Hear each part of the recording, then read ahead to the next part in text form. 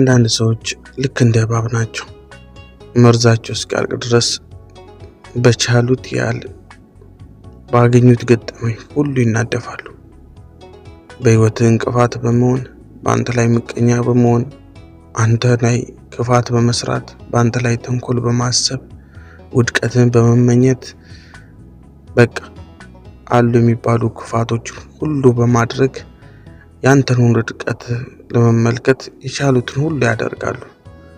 ልክ እባቡ መርዙ ሲያልቅ ሰዎች እንደሚቀልዱበትና ከሰዎች ተስማምቶ ሰዎች ያደረጉትን እንደሚሆነው ሁሉ እነዚህም ሰዎች መርዛቸው ምንም ሊያመጣ እንደማይችል ሲያውቁ ድጋሚ ማስመሰላቸውን ይቀጥላሉ። እንደሚወዱ እንደሚያከብሩ ለአንተ ትልቅ ቦታ እንዳላቸውና በአንተ ስኬት ደስተኛ እንደሆኑ ማስመሰላቸውን ይቀጥላሉ። ወዳጄ ብዙ ጊዜ እነዚህ ሰዎች የሩቅ ሰዎች አይደሉም። የማናውቃቸው የማንተዋወቃቸው አይደሉም።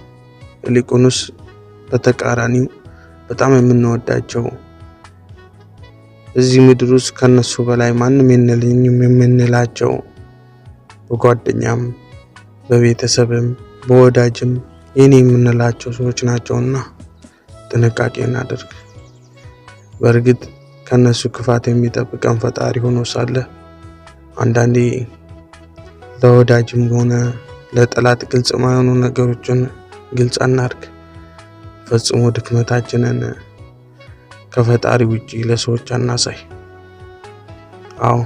ምክንያቱም መልካም ሰዎች አንተን ድክመት ባይወዱም እነዚህ መርዛሞች ግን ድክመትን ባዩ ቁጥር አንተን ይመርዘዋል። በእርግጥ አንተ ህይወት ውስጥ ብዙ ችግር ሊፈጥሩ ይሞክራሉ። አንተም የተወሰነ ትጎዳለህ እንጂ እነሱ ሊጥሉ አይችሉም። ምክንያቱም አንተ ልብ ውስጥ እውነት አለ። አንተ ልብ ውስጥ ማመን አለ። አንተ ልብ ውስጥ ፍቅር አለ።